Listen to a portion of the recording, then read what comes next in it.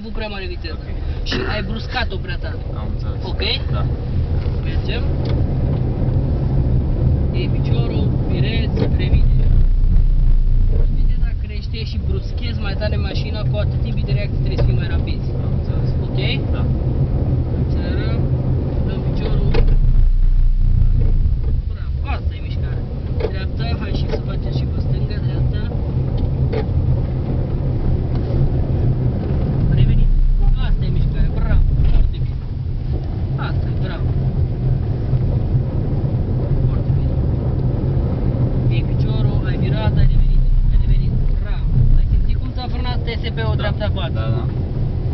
S-a oprit totul acolo ca să nu mai derapeze. Ai revenit.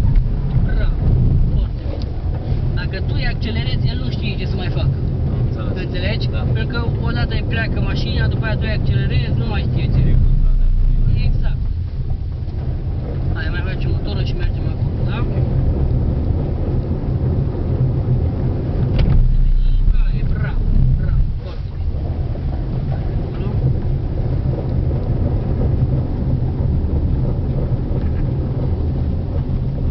Perfect. Mulțumesc. Și eu mulțumesc. O zi bună doresc și spor la exerciții. La final, dacă avem timp, vă dau eu pe dumneavoastră, că vă dați pe țară.